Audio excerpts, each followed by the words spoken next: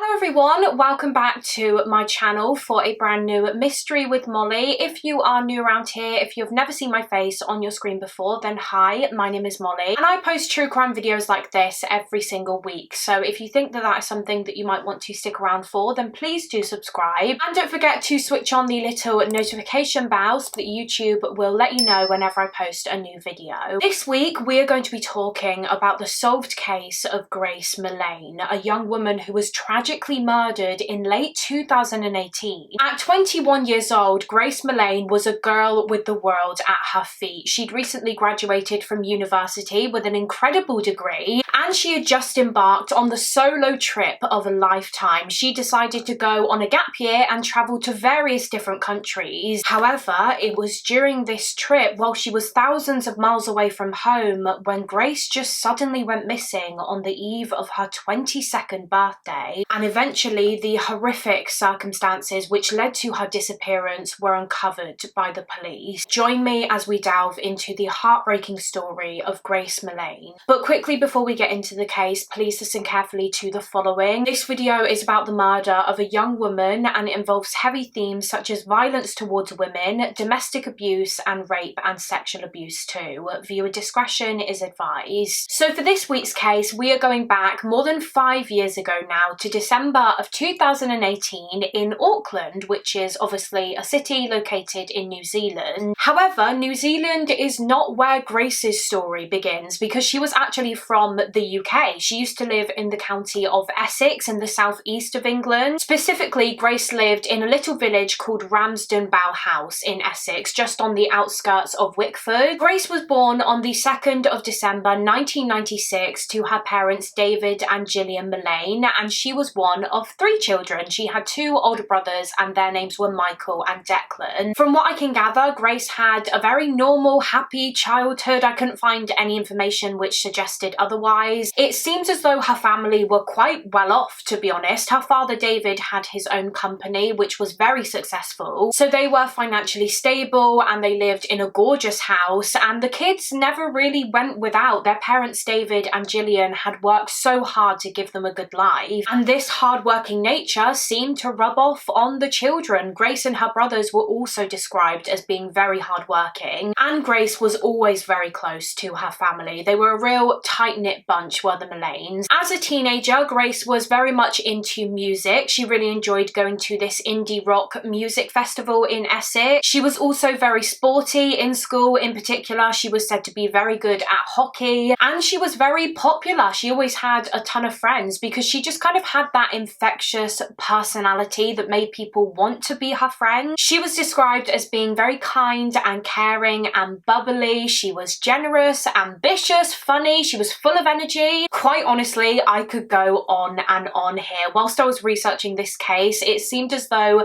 every single kind of positive word that you could think of to describe someone was used by Grace's friends and family to describe her. She really was thought of so highly by everyone that knew her. She was said to have that kind of smile that lit up a room, and she was just so full of life. After doing her GCSEs, Grace went to 6th form where she studied 3 subjects. She studied English, media and fine art, and let me tell you, she was absolutely incredible at art. There are so many pictures of her artwork online, so I'll show a couple on screen, but yeah, she was clearly very creative. She really had an eye for design, and in fact she was so good that one of her artwork pieces was even displayed in the Mall galleries in London. She could have gone so far in a career in art. However, ultimately when she went off to university, it was marketing and advertising that she decided to study and earn a degree in. She went to the University of Lincoln in, obviously, Lincoln in England. She moved there. She was there for about 3 years and she seemed to have an amazing time at uni. She made new friends. She kept up with her hockey playing. I think she would play for the university team and they would go on hockey tours. She worked really hard, studied hard, but she also enjoyed the kind of typical uni student life. You know, she would go out drinking and partying a lot with friends. And in 2018, she graduated from university with her new degree. So she was all set to get started on building a good career for herself. However, before she did that, Grace had decided that she wanted to do a bit of traveling first. She decided to take a gap year and spend it traveling to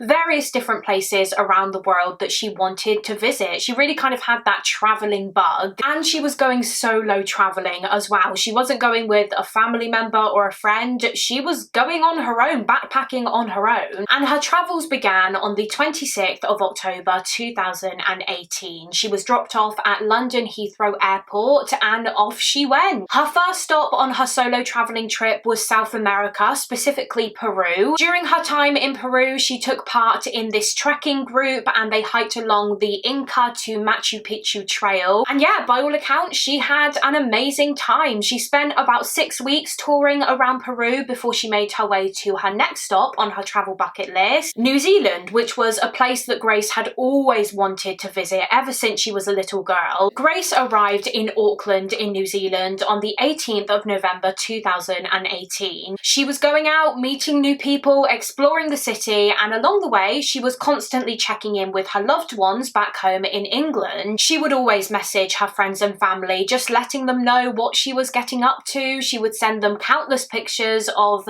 you know, the sights and what she was doing. One of the last pictures that she sent them was from the Sky Tower. And something that Grace would, I think, do often while she was traveling was use social media to try and meet new people and make new friends and stuff while she was backpacking alone. Because it's just easy that way, isn't it? You can connect with people around you literally just using your phone. Specifically, Grace would try to connect with and meet new people via dating apps like Tinder because, you know, she was a single woman traveling on her own. She wanted to go on a couple of dates. And on the 30th of November 2018, literally just 2 days before Grace's 22nd birthday, Grace matched with a new guy on Tinder, a guy from Auckland. They started messaging each other the next day on the 1st of December. Grace told this guy about how it was going to be her birthday the following day and how she didn't really have any plans. And eventually they agreed to meet up and go out for a couple of drinks that same evening. So Grace got all ready and she headed off to the place where she and this guy had arranged to meet. And it would appear as though Grace was having a really good time. She even texted one of her friends during the date and she said, quote, "I click with him so well, I'll let you know what happens tomorrow." However, tomorrow came, the next day rolled around, and this friend never heard back from Grace. In fact, no one in her life did. Of course, she would have been receiving floods of messages that next day because it was the 2nd of December. It was her 22nd birthday. So all of her friends and family were trying to call her and they were texting her saying happy birthday, but none of them heard back. Not a single person received a response from Grace, and it turns out that Grace never returned home after her Tinder date. While she was in Auckland, she was staying in this hostel. It was called the Base Backpackers Hostel, and she was booked in to stay there until around the 8th of December. But she left the hostel on the 1st of December, the eve of her birthday. She left for that date and she never came back. And when her family realised that Grace hadn't responded to anyone, of course they were concerned. I don't think they immediately went into full-on panic mode because she was travelling. Grace was in another country on the other side of the world. There's the time difference. She was exploring new places, so she probably would have been busy. There could have been a number of plausible reasons as to why she hadn't been replying to anyone, and they just expected to hear back from her soon enough. However, as the days went by, no one did. It was just radio silence on Grace's part. She didn't respond to a single message which wished her a happy birthday. And it was after a couple of days when I think her family just realised that something had to be wrong here, because this was so out of character for Grace. I mean, I briefly mentioned earlier that up until this point on her travels, she'd kept in regular contact with friends and family, always sending them updates and pictures of her adventures so far. But then on her birthday, the 2nd of December, that just abruptly stopped without any kind of explanation. And so, according to sources, it was a couple of days later, on the 5th of December 2018, when Grace's family back in the UK decided that it was time to get in touch with the Auckland police over in New Zealand and report their daughter as missing. And it didn't take long for the police to realise that Grace's disappearance was a high priority for them. I mean, it wasn't uncommon for New Zealand police to receive reports of missing backpackers like Grace, and more often than not, they eventually turn up safe and well. It's usually just a case of them getting a bit lost. But I think right from the off, something felt different about Grace's disappearance because of the fact that no one had heard from her in days, particularly on her birthday, and because of the fact that she never returned to her hostel. So this seemed serious. So the police quickly opened a missing persons investigation and they started trying to determine Grace's last movements. They quickly appealed to the public for information and got Grace's face out there as much as they could so that people would know to be on the lookout for her. And word of her disappearance wasn't just spreading in Auckland, where she disappeared from. It wasn't long at all before it was huge news back in Essex, back in England, where obviously Grace was originally from and where her family lived. It really had an impact on the people in Essex, as you can imagine, because Grace was one of their own. She was missing in a foreign country and no one had any idea where she was, if she was in any kind of danger. And 2 days after she was reported as missing, on the 7th of December 2018, Grace's father, David Millane, arrived in New Zealand. He flew over from England and alongside the police, he made a heartbreaking TV appeal for information. Behind the scenes of all of the enormous media coverage, the detectives were conducting other inquiries, such as looking into Grace's social media profiles, just to see if there was anything on there that could give them any indication as to where she might have gone. And on Grace's Facebook profile, the police noticed that the last person to comment on Grace's page was a man named Jesse Shane. He had left a comment which read, "Beautiful, very radiant," under a picture, like a selfie that Grace had uploaded to her Facebook page. And this comment was left on the same evening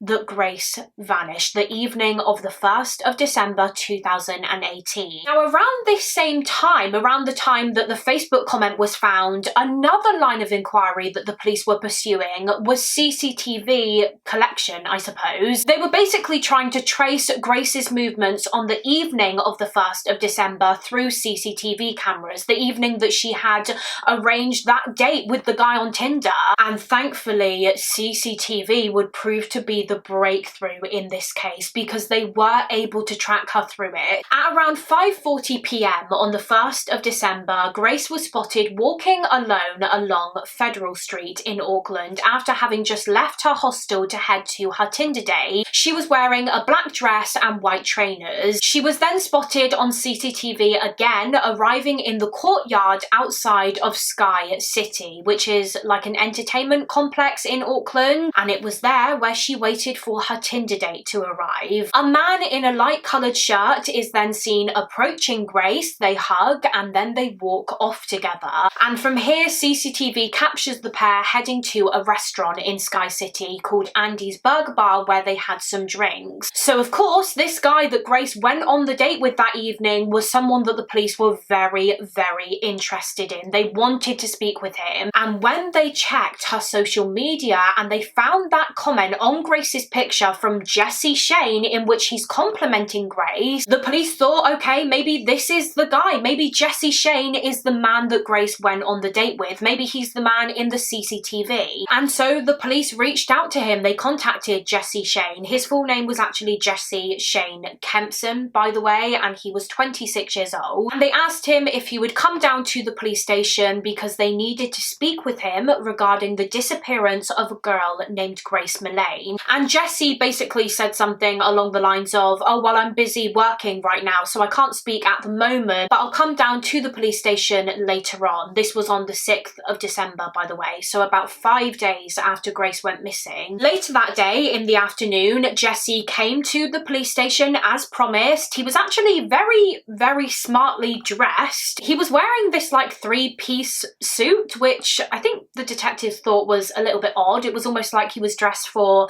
a job interview or something, I don't know. But anyway, he sat down with one of the detectives and he admitted that, yeah, he had gone on a date with Grace on the evening of the 1st, and he talked the police through his account of that night. Now, his interview was recorded, obviously, and there are clips of his interview online, so I'll play a couple of those for you now and you can hear Jesse's story in his own words. So today's date is, it's Thursday the 6th of December.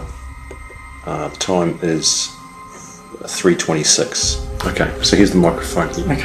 I've been in this room with you, I think, since the last 10 minutes. Yes. Just written down your details. Yeah. You were spoken to by Yeah, Detective Hames and Yeah. Detective Jordan. Yeah. That's in relation to a young lady, Grace Millane. Yeah. Is that right? Yeah. And Yeah. that's her there. You recognise her? Yeah.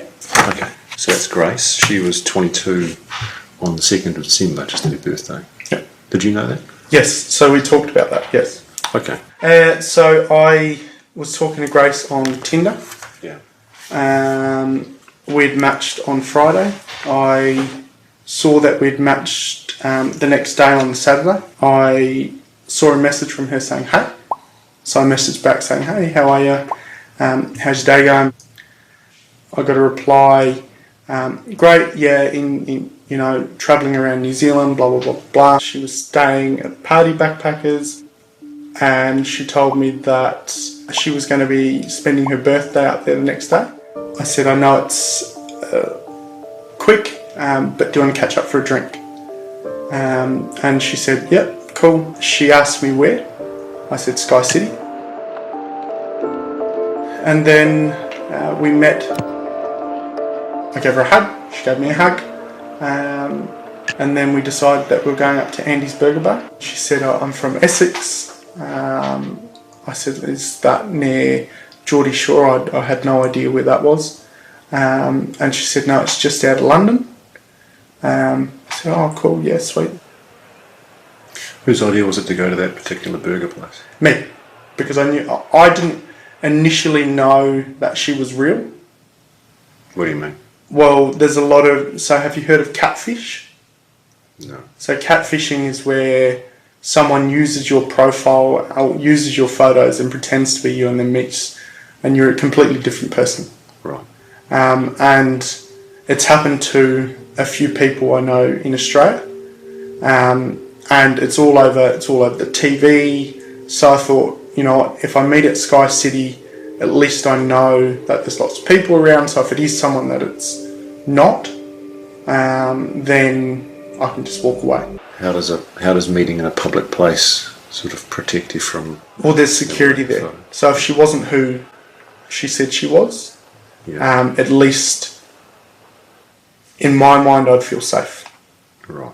After spending about an hour and a half in Andy's Burger Bar, Jesse said that he and Grace left Sky City and they went across the road to this place called the Mexican Cafe. Following on from here, they went to another bar located on Durham Lane in Auckland. It was called the Bluestone Room, where they had some more drinks. Apparently they did some shots, and they were caught on CCTV in the Bluestone Room getting very close. They were being very affectionate with each other. They began kissing. Jesse put his arm around Grace. He said that they were having a really good time, and it would appear as though from the CCTV that was in fact the case. Grace looked as though she was having a good time, and then when they left the bar at around 8:30 p.m, CCTV captures them walking towards Victoria Street. They walked across the road to an intersection, and Jesse claimed that it was then when he and Grace parted ways, because she would have to walk in one direction to get back to her hostel, and he would have to walk in another to get back to his home. He actually lived in a hotel which was located on Queen Street. It was called the City Life Hotel, and he'd been staying there for a good few months. I'm not entirely sure why he was living in a hotel, but anyway. So they stopped on the side of the road by an intersection. He said that they hugged. He gave her a kiss on the cheek. They basically thanked each other for a nice evening, said that they both had a really nice time, and then they said goodbye, and Jesse said that he began walking away from Grace. And he actually said that he didn't go straight home initially. He stopped at another bar on his way back to the hotel, where he said that he drank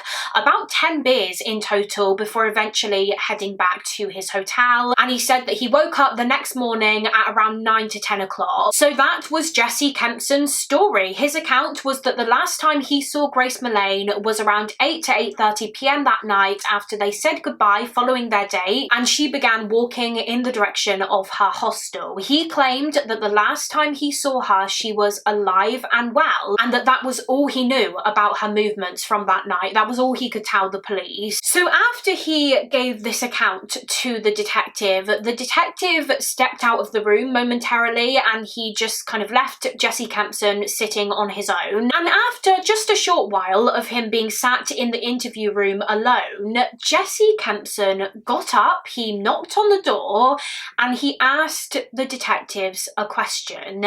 This is what he asked them. Hey, I just want to ask a question. Have I been arrested for something I didn't do?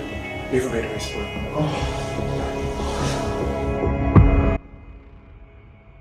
Now just keep in mind that at this moment in time, the police had not accused Jesse Kempson of anything. To my knowledge, they hadn't accused him of doing anything to Grace, harming her in any way. They just asked him for his version of events from that evening. So I think it's very interesting that he asked this question about being arrested for something that he didn't do. Why had that even entered his mind when that hadn't been brought up at all? He was clearly panicking about being arrested, but why? If he was innocent, if he really had nothing to do with Grace's disappearance, then why was he so worried that they were going to arrest him? Well, he was probably worried because it soon became clear when the police actually looked into Jesse's story from that night that he was lying. His version of events from that evening was not the truth. Well, not the full truth at least. So as we literally just discussed, Jesse claimed that he last saw Grace at around 8 to 8:30 p.m. after they said goodbye to each other and parted ways. That was the end of their date, but that was not the case because CCTV proved that they did not part ways at that intersection. In fact, they both continued walking in the same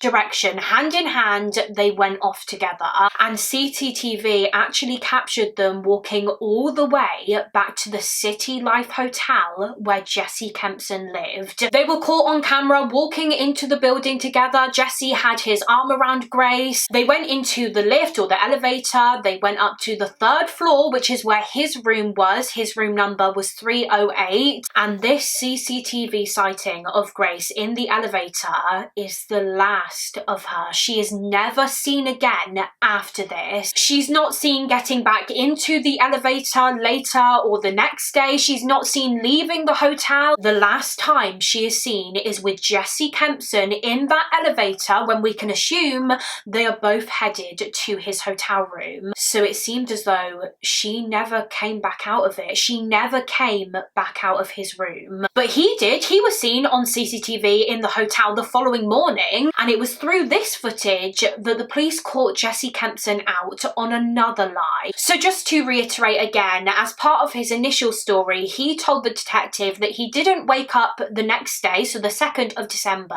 until around 9 to 10 a.m. And he said that he knew that it was around that time because he remembered checking his phone whilst he was laying in bed, and it said that it was around 10 a.m. time on his phone. However, when the security camera from the hotel elevator was checked, Jesse Kempson was seen entering the lift at around 8 a.m. that morning, about 1 to 2 hours before he claimed he had actually woken up. And then not long after this, he was seen getting back into the elevator at around 8:14 a.m. And this time he was holding a large suitcase, which he took with him back up to the 3rd floor where his room was. So what was that large suitcase for? Why did he need a big suitcase at 8 o'clock in the morning? Did he intend to use it to hide something in there or someone? Grace's body, perhaps? So he was confronted about this, about the suitcase and his lie regarding the time, and he basically just said, oh well, maybe I was mistaken about the time then, maybe it was 8 a.m. And he claimed that the suitcase was still in his hotel room. He said that he'd gone and brought the suitcase that morning from a shop called The Warehouse in central Auckland, and he said that he needed it because he was moving a load of his stuff, a load of his belongings out of his room or something. Of course, the police didn't buy that, and they knew that they were going to have to search his hotel room, send a forensic team in. So they got a search warrant for that, meaning that Jesse obviously couldn't go back there, and actually the police had to let him go at this point. After his first interview, they were forced to release Jesse Kempson because despite the lies that he had told, the police didn't actually feel as though they had solid evidence yet to prove that he did something to Grace. And although I think they strongly believed by this point that Grace was sadly dead and that this was in fact a murder inquiry, they didn't have the evidence to prove it. They didn't have the concrete proof to be able to arrest and charge Jesse Kempson, and so he did have to be let go for the time being whilst they tried to find some proof, some evidence against him. And of course they did when his hotel room was searched. The forensic team used luminol during their search of his room, and of course luminol is a chemical that reacts to blood. It can detect where blood may have been even if you can't actually see it visually with your eyes anymore. You can spray luminol over an area, and if blood has previously been there but it has been cleaned up, luminol will still detect it and it will glow for the investigators. And that is exactly what happened in this case. Upon first glance of the hotel room, it looked normal. You couldn't really see any blood, but as soon as they sprayed luminol, blood was found. It was found in multiple areas on the carpet as shown in these pictures, as well as tiny blood spots which were found I think on the fridge in the room. But that wasn't the only evidence they found which incriminated Jesse Kempson. The police also searched his phone records, and they found that following Grace's disappearance, actually in the early hours of the morning on the 2nd of December 2018, so just hours after he and Grace arrived back at his hotel, he had made some very suspicious Google searches. He searched things like, quote, hottest fire. So the police thought that maybe he was trying to figure out a way that he could dispose of Grace's body. Maybe he could burn her. He Googled things like rigor mortis and extra large bags and carpet cleaner. Later that day, he Googled flesh-eating birds and, quote, are there vultures in New Zealand? He looked up the Waitakere Ranges on Google Maps, which is a mountain range in New Zealand. So the police began theorizing that perhaps he thought about taking Grace's body there or something. And sickeningly, again in the early hours of the 2nd of December, just hours after Grace disappeared and was now presumably killed by Jesse Kempson, he'd also started searching the web for pornography websites. And it was following the discovery of all of this damning evidence against him when Jesse Kempson completely changed his entire story. And he admitted that Grace did in fact die in his hotel room that night. On the 8th of December, Jesse Kempson's second interview took place, so I'll play a couple of clips from that now. Tell me what happened last Saturday. From the beginning, Yeah. we had one final drink at Andy's Burger Bar, and then we decided to go to the Mexican place across the road for cocktails. We went from there down to the Bluestone room. We ended up sitting out in the foyer area with the fresh air. Most of the time we were sitting there, we were just kissing. I remember leaving Bluestone. I don't know what time we left there exactly. The next thing I remember after that is being in the room with Grace. She started talking to me about 50 Shades of Grey, which is a sex fantasy movie. We started having, I guess, violent sex, and then she told me to hold her throat, and then at that point we'd finished. All I remember is falling asleep in the shower. I woke up the next day.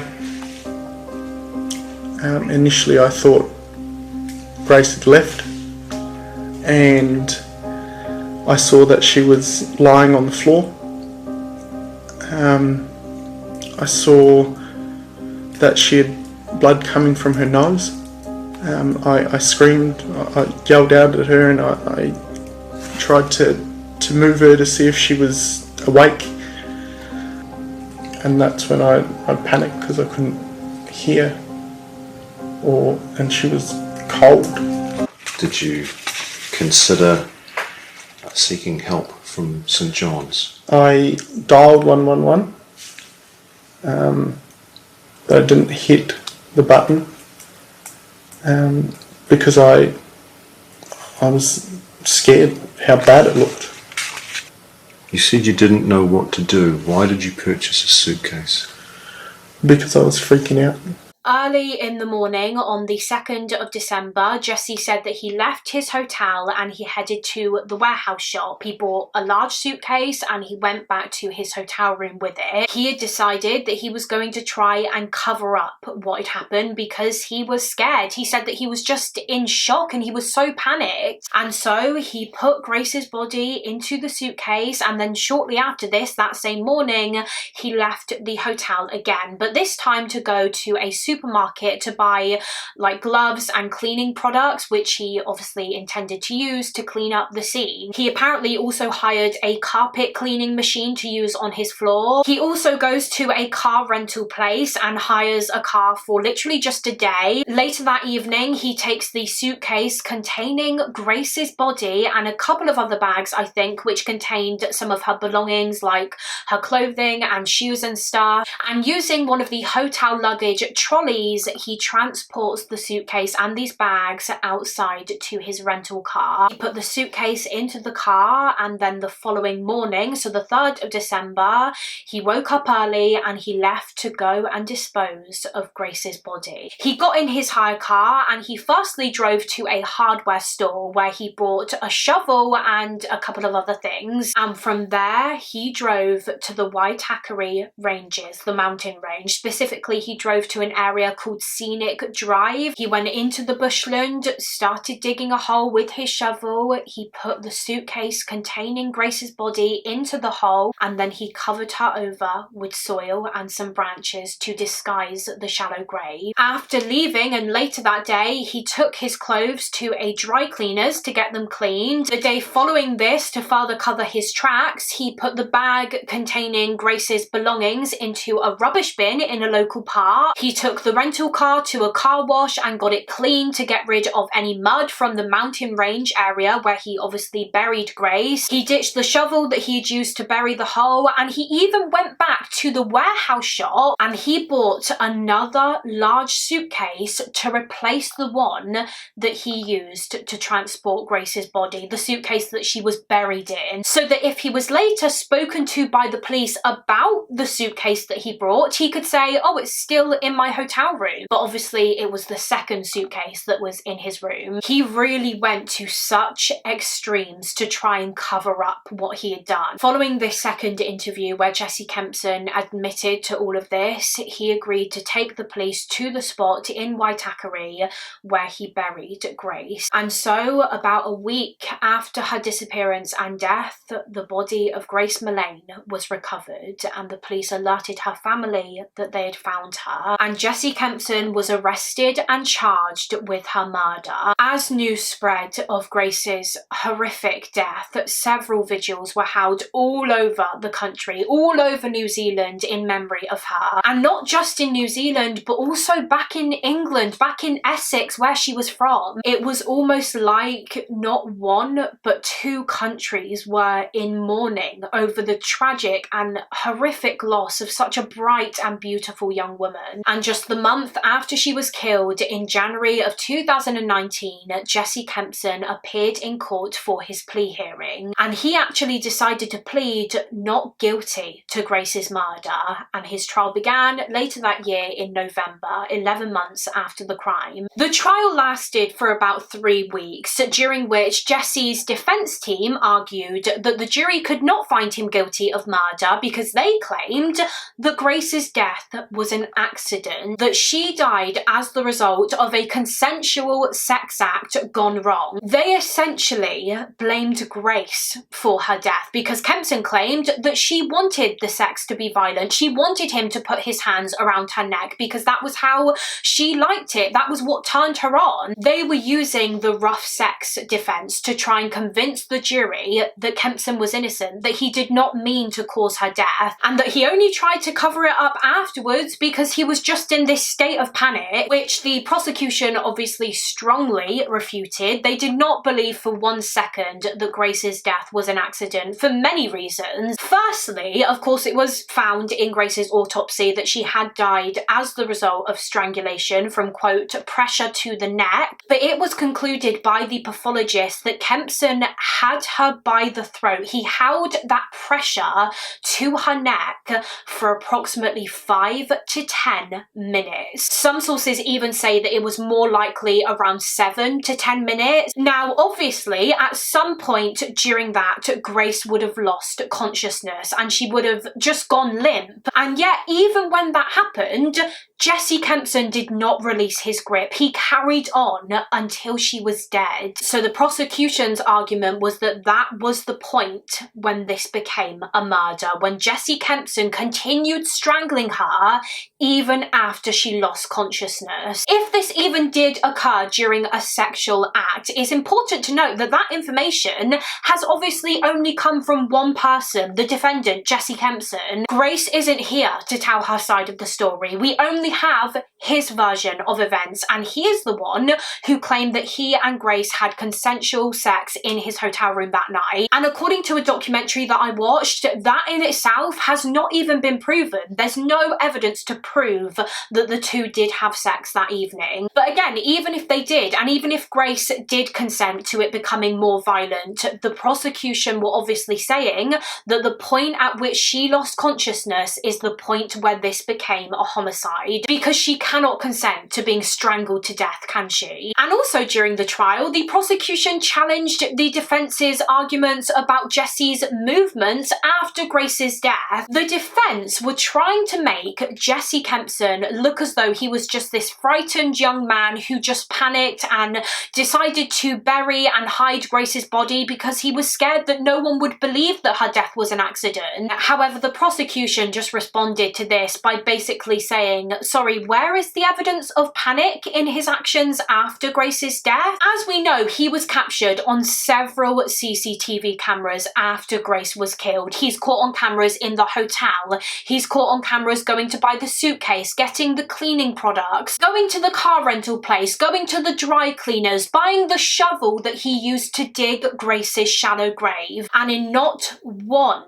of these CCTV images does he show any indication that he is panicking. He's not crying or getting upset. He's not shaking. He looks completely normal, almost emotionless. So how can they say that he was just in this state of pure panic the entire time? In addition to that, the prosecution were also able to catch Jesse Kempson out because if you recall from earlier on in the video, in his second interview where he admitted that Grace did in fact die in his hotel room, he said that after they'd finished having sex, he went to the bathroom and that he fell asleep in the shower because he was so intoxicated from all of the alcohol that they drank that evening. He said that he fell asleep in the shower for a bit before eventually crawling back into bed, and he said that he didn't notice Grace's body lying on the floor. He claimed that they'd had sex on the floor and so therefore that was where she died, and he just got back into bed and he fell asleep until the following morning, which is when he discovered that Grace was dead. Well, we know from his phone records, his Google searches, that that is not true. He didn't fall asleep until the following morning because in the early hours of the morning, he's Googling about fires and carpet cleaner and the Waitakere Ranges where he later buried Grace. And after this, he Googles and views pornography. Presumably, whilst Grace's body is lying on his hotel room floor, he's watching porn. And sickeningly, something that I haven't actually mentioned yet is that it was also found on Jesse's phone that he took 7 pictures of Grace's naked body, again presumably after she was dead. And the police and the prosecution believe that she was dead in these pictures because they were taken after his Google searches of like the hottest fire and the Waitakere Ranges. And why else would he Google those things if she wasn't dead at that point? And why did he take those pictures, and why did he look up porn after she was dead? Probably because he got sexual arousal from it. He'd killed her via strangulation, and clearly that turned him on. The prosecution alleged that he took the pictures because they were almost like a trophy to him, and he wanted to keep them as a reminder of what he had done because he got sexual pleasure from it. And then again, something that I haven't mentioned so far is that unbelievably, it was also found that on the afternoon of the 2nd of December, just hours after Grace's death and Kempson had put her body into a suitcase, he went on another date. He went on a date with another woman that he had been talking to on Tinder, all the while he has a dead body in his hotel room. I mean, how can you say that he was panicking at this point when he literally went on another date? But if that wasn't chilling enough, wait till you hear what this woman that he went on the date with had to tell the police when they tracked her down and asked her about it. So the woman said that the date started off pretty normal, just normal chit chat, asking each other about their day and their lives and stuff. And eventually they said that they got on to talking about Jesse's friends, and Jesse claimed that all of his friends were police officers, which I don't believe was actually true, but anyway. Little side note, but Jesse Kempson was kind of known for being a compulsive liar. One of his ex-flatmates that he lived with for a period of time when he first moved over to New Zealand, because he had previously lived in Australia and he was moving from Australia to New Zealand. Well, when he moved, he started living with a couple of flatmates, and he would apparently just tell them lies about his life constantly. He would try to make out that he was really rich and wealthy and that he was coming to New Zealand to buy various different pubs and bars with all of the money that he had, which I think his flatmates just knew was a load of crap, because I mean, it was kind of like, well, if you do have that much money, why do you need to house share with us? Why can't you afford a place of your own? So they always just felt really uncomfortable and uneasy around him. And in fact, one of his female roommates felt that uncomfortable in his presence that she didn't always feel safe around him, to the point where when Jesse Kempson would come home drunk, she would sleep with a knife because she just had this gut feeling that she was at risk around him, which I think that tells you a lot in itself. But yeah, he was just a compulsive liar. He would lie to so many people about so many different things. But anyway, I've gone a bit off track there. So back to his Tinder date on the afternoon of the 2nd of December. He told this woman that he was friends with a load of police officers, and he mentioned how his police officer friends had been telling him that a lot of dead bodies were going missing in the Waitakere mountain range. And he said that the police couldn't find these bodies because police dogs couldn't sniff them out if they had been buried more than 5 feet below the ground. And then the woman said that this conversation eventually got onto murder trials, and they started discussing this murder trial that she knew about where a man was ultimately sentenced to life in prison. And it was following this when Jesse Kempson made a very odd comment to her. He said, quote, "Yeah, it's just crazy how guys can make one wrong move and be put away for life." The one wrong move being murder, literally murdering someone, and he's saying that it's mad that a guy can be in jail for life for that, which of course this woman thought was a really, really strange comment to make, and she just overall felt very uncomfortable on the date with Jesse Kempson. So she eventually made an excuse to be able to leave this date, and as it would turn out, a couple of other women that Jesse Kempson had been on Tinder dates with prior to Grace's death were brought forward by the prosecution as witnesses during the trial, and they spoke about their truly terrifying encounters with Jesse Kempson. They spoke about how he had sexually assaulted and abused them, and how he had become violent during these ordeals, how he put his hands around their necks, how he had literally sat on them so that they were unable to move. They spoke about how they feared for their lives whilst they were with him. And it would also later emerge after the trial that Jesse Kempson was also incredibly abusive towards one of his ex-girlfriends. She claimed that he was extremely violent towards her during their relationship, and that he had threatened to kill her on multiple occasions. He threatened her with a knife. He would strangle her and hold her in a chokehold position. He would slap her and beat her, because for him, it was all about control and invoking fear in a partner. He enjoyed seeing that fear in their eyes. He enjoyed having that power over them. His ex-girlfriend said that hurting her, causing her physical pain,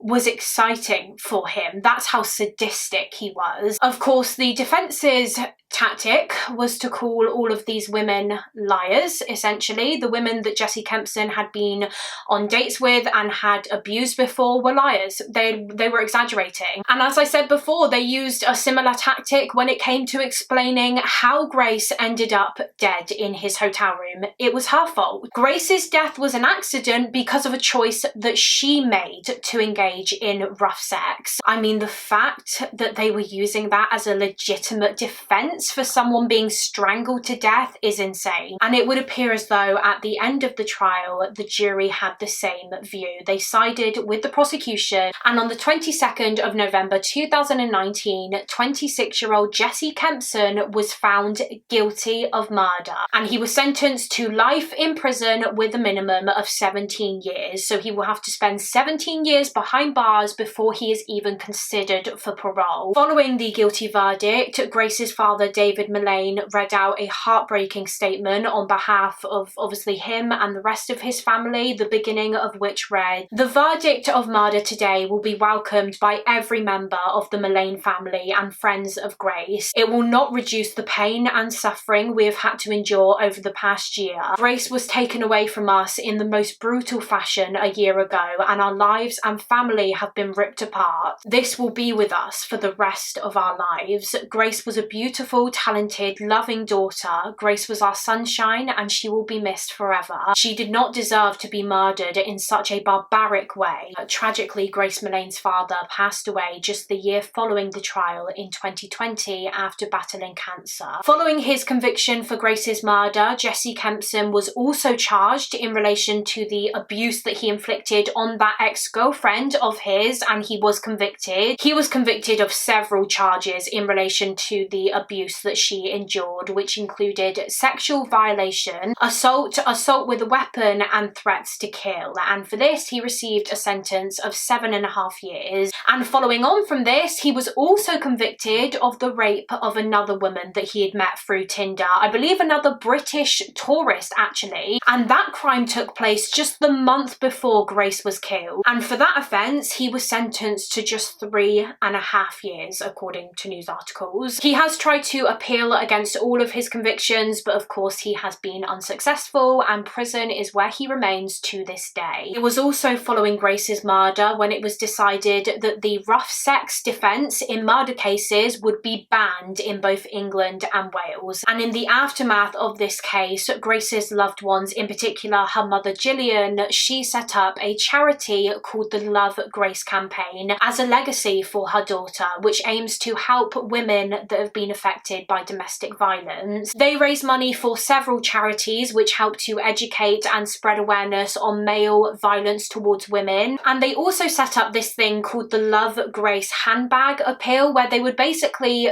fill handbags with various different items that could be useful to women who are experiencing domestic violence. And according to their website, they have been able to donate more than 7,000 Love Grace handbags to women both all over the the UK and New Zealand, but also they launched their handbag appeal in other countries such as the US and Canada and Singapore, which is just incredible. The work that they have done and still continue to do in Grace's name is just amazing, and it's all in Grace's memory. And rather than donating money to the Love Grace campaign, you can actually donate items that can go into the handbags that they give out. So if you are interested in doing that, I will leave a link to their website which has more information about how you can do this in the description box. And that concludes this case. That is the truly heartbreaking case of Grace Millane. She was just a young woman who had big dreams and big plans to explore the world before returning home to begin her career, and it was all cruelly snatched away from her in a horrific way. But although her case is absolutely tragic, at least there was something positive to come out of it, the Love Grace campaign. But yeah, that is it for this case. As always, please do let me know your thoughts and opinions on the case down below in the comments. I would love to hear what you guys think, and also feel free to let me know of any other cases that you would like to see me cover on this channel. They can be solved cases, unsolved cases, serial killer cases, you name it. Again, you can let me know in the comments, or alternatively I do have a case request form linked in the description box too. Thank you all so much for watching. Please do give this video a thumbs up and subscribe if you haven't already, and I will see you again next week for another mystery with Mollie.